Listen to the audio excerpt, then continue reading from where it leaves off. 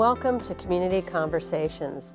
I'm Frederick County Executive Jan Gardner, and joining me today is the Director of Frederick County Public Libraries, Daryl Batson. Welcome, Daryl. Thank you.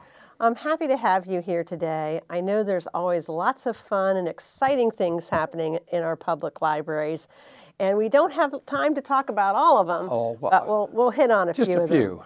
So one of the new services that the libraries are offering is passports. Tell us about it. January 5th, we opened the passport office. It's open 6 days a week during our hours of operation during the day and also in the evening. Okay. And no appointment is necessary. You just come on in. We have it set up so there's a triage down by the circulation desk, and that's where they kind of go over your papers, make sure you have everything. And then if it's real busy, you know, you go into a restaurant, you get that little red beeping thing. We give you one of those. Oh, so you can walk around the library. You can walk around the library, and then when it's your turn, it beeps and goes off, and you go up to the second floor.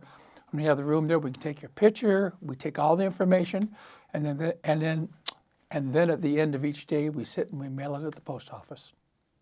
Wow. Now, why did the libraries get into passport service? Well, we had a number of libraries actually around the state that were already involved in it, and we had a great demand from the public but to be honest, we make money off of it.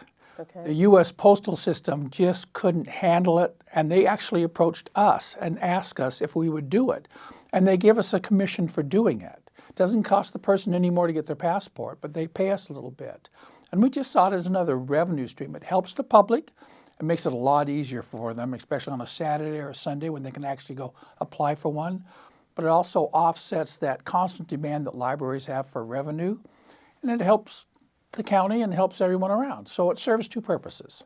Okay, so people can come into the Seabar Arts Library for their passport 6 days a week, every day except for Monday. Yep, Tuesday through Sunday. Okay, even during the evening hours. Yes, we close at 7 o'clock when we're open later, and then it's at 4 o'clock on Saturday and at Sunday. Okay. Because we're not open into the evening hours. Right. Well, that's great. I know I need to.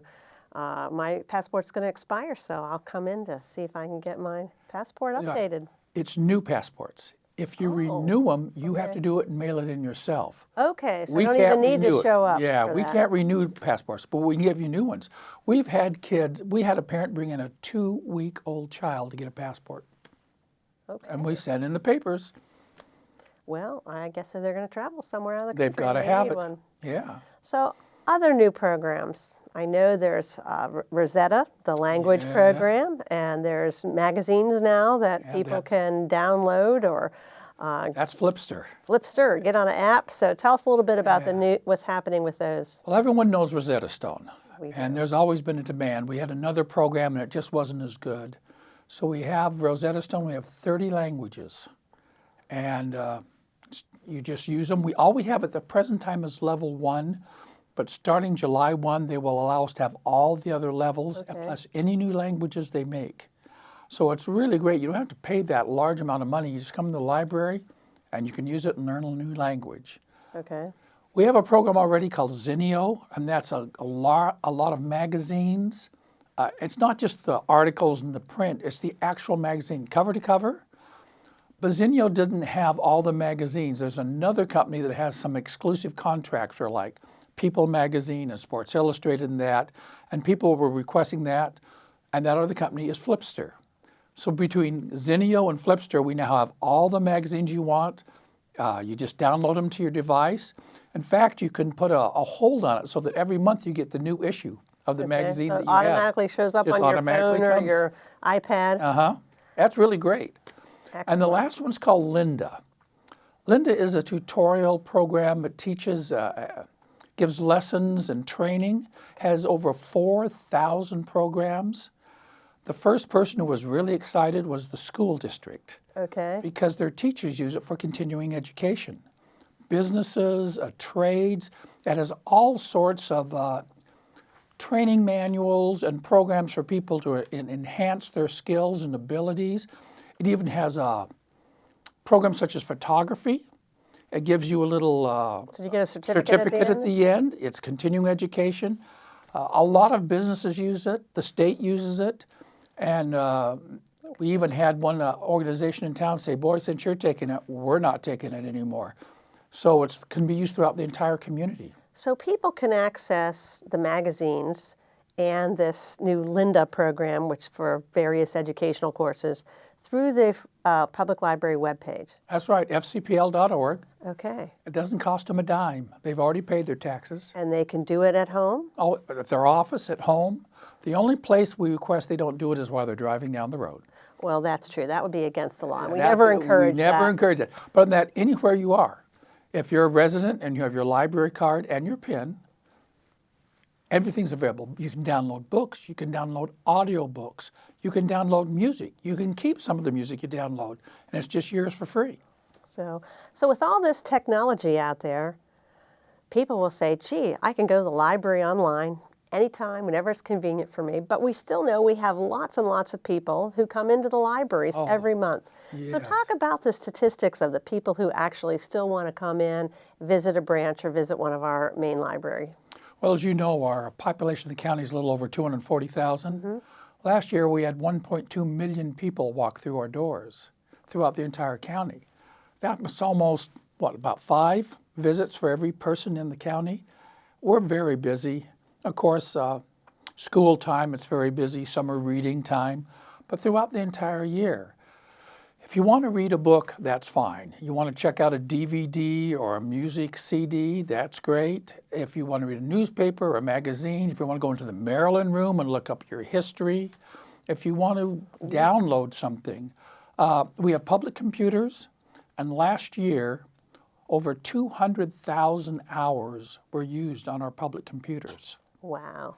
And we also have Wi-Fi in all the buildings, and last year we had 80,000 connections through our Wi-Fis.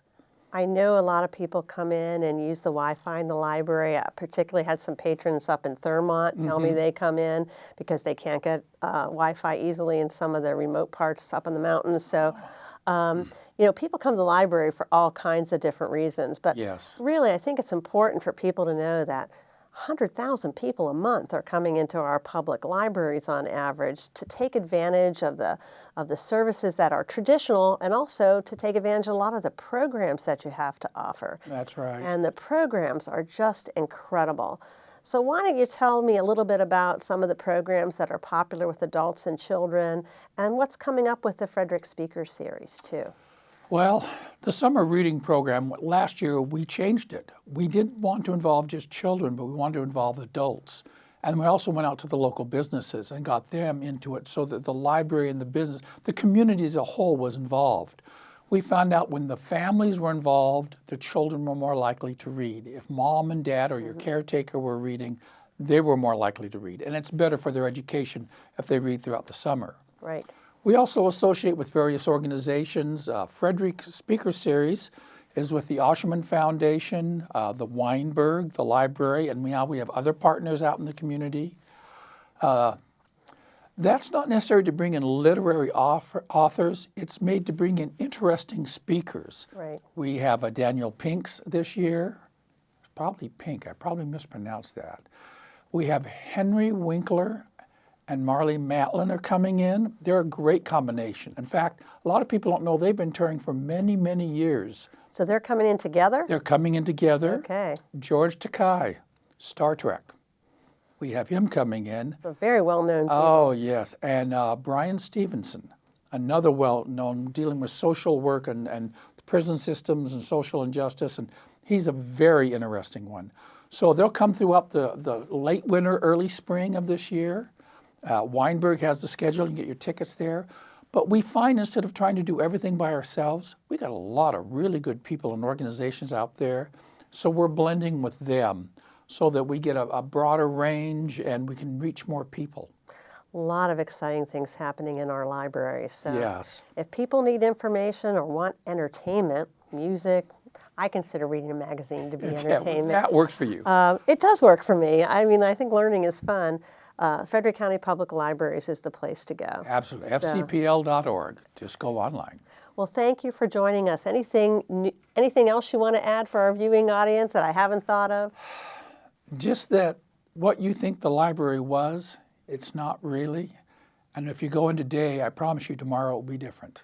We're constantly moving forward. We're constantly trying to meet the needs of our community.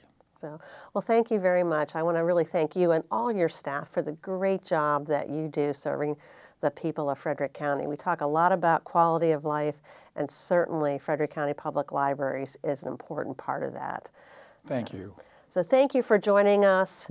Take a few moments and actually go to visit a Frederick County Public Library. We have some wonderful, beautiful branches around the county.